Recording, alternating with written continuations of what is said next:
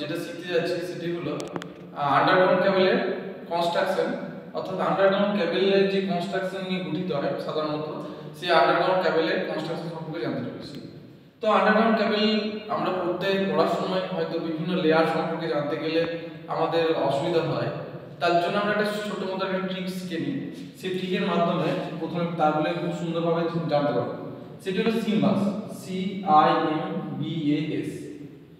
এই ছটি যদি আমরা এই নামটার মাধ্যমে ছটা লেয়ার আছে সেটা জানতে পারবো। এবার এই নামের সাথে কিভাবে আমরা রিলেট করব, এই যে আন্ডারগ্রাউন্ড কেবলে যে একটা ড্র করেছি ইমেজ, সেই ইমেজটার মধ্যে দেখি। প্রথমে হচ্ছে সি ফর কি conductor, C for core, I for কি ইনসুলেটর,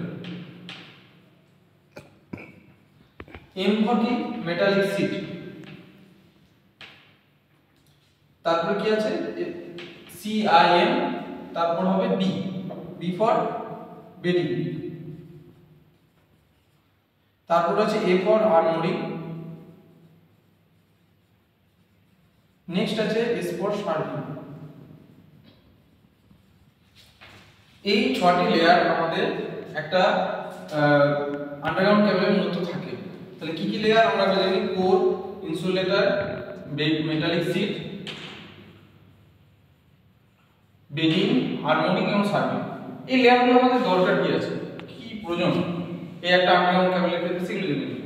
কোর অর্থাৎ কোর আমরা বলছি, কোর মূলত অনেকগুলো কন্ডাক্টর মিলিত রূপ নিয়ে একটা কোর তৈরি হয়।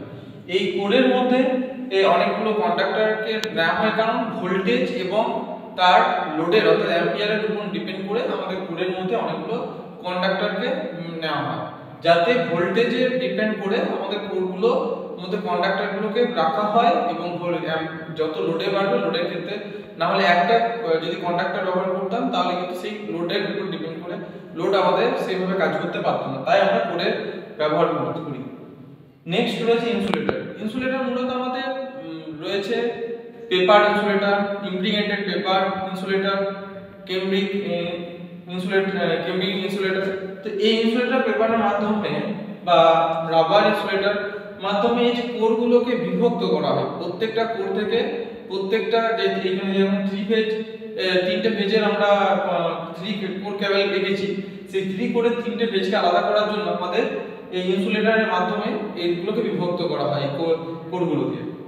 এবং ভোল্টেজের উপর ডিপেন্ড করে ইনসুলেটর ব্যবহার করা হয়। ভোল্টেজের যে যতটা ভোল্টেজ বা কারেন্টের লোডের উপরে ডিপেন্ড করে ভোল্টেজের বা কারেন্টের উপর নির্ভর করে আমাদের ইনসুলেটরগুলো ব্যবহার করে। তা না হলে যদি হাই ভোল্টেজ যে ভোল্টেজে যাবে সেই ভোল্টেজের ক্ষেত্রে হয়তো পেপার বা ইনসুলেটর যেটা ব্যবহার করা হচ্ছে সেটা কাজ করবে না, হয়তো সেটা নষ্ট হয়ে যেতে পারে, পুড়ে যেতে পারে। নেক্সট হলো মেটালিক শীট। মেটালিক শীট কি? মেটালিক শীট হলো এই যে বাইরের এই যে ইনসুলেটর থেকে বা ইনসুলেটরকে বাইরের যে ময়েশ্চার রয়েছে বা বিভিন্ন রকমের কেমিক্যাল রয়েছে সেগুলো থেকে ইফেক্ট থেকে বাঁচায় মেটালিক শীট। নেক্সট রয়েছে বেডিং। বেডিং অর্থাৎ আমরা জানি যে বেডের সাথে আমরা খুব সুন্দর বেডের সাথেই সম্পর্কিত শব্দ একটা, সেই বেডিং মূলত ফাইবারাস ম্যাটেরিয়াল দ্বারা তৈরি। ফাইবারাস ম্যাটেরিয়াল মিন্স এখানে জুটের ব্যবহার করা হয়। জুটের মাধ্যমে এই যে আমরা তারপরে লেয়ারটা যাচ্ছি যে আর্মোনিক কি? আর্মোনিক হচ্ছে গ্যালভানাইজ স্টিল দ্বারা তৈরি, গ্যালভানাইজ কয়েকটা স্টিল দিয়ে এর মেকানিক্যাল স্ট্রেংথটাকে বাড়ানো যায়। এবং আরেকটা এইখানে তাহলে আমরা দুটো দেখলাম যে মেটাল একটা মেটালিক শীট দিয়ে মানে মেটাল দিয়ে তৈরি হচ্ছে, আর্মোনিকও মেটাল দিয়ে তৈরি হচ্ছে। এদের দুজনের যে মেকানিক্যাল যে ক্ষতিটা সেটাকে রক্ষা করছে কি বেডিং আমাদের প্রয়োজনীয় জুটের ব্যবহার করা হচ্ছে। লাস্ট আউট অফ একদম শেষে আমাদের শার্পিং এর লেয়ার রয়েছে। সেই শার্পিং লেয়ার কি করছে? টোটাল কেবলটাকে প্রোটেক্ট করছে, টোটাল কেবলটাকে বিভিন্ন ময়েশ্চার, গ্যাস, মেকানিক্যাল ইনজুরি সর্ব দিক থেকে এই শার্পিং লেয়ার কাজ করছে। এবং সেটা কি দিয়ে তৈরি হচ্ছে?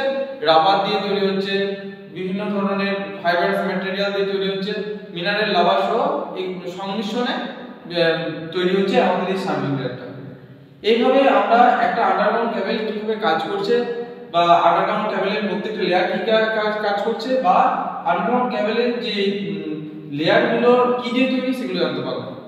আগামী দিনে আমরা এই আন্ডারগ্রাউন্ড ক্যাবেলের সম্পর্কে আরো জানবো এবং এই ট্রিকটা আমরা যদি মনে রাখতে পারি তাহলে আন্ডারগ্রাউন্ড ক্যাবেলের হয়তো কনস্ট্রাকশনটাও খুব সুন্দরভাবে মনে রাখতে পারবো। তাই আশা রাখবো আমরা আবার ভবিষ্যতে তোমাদের সাথে মিট করবো। এবার আজকের ক্লাসটা শেষ করলাম।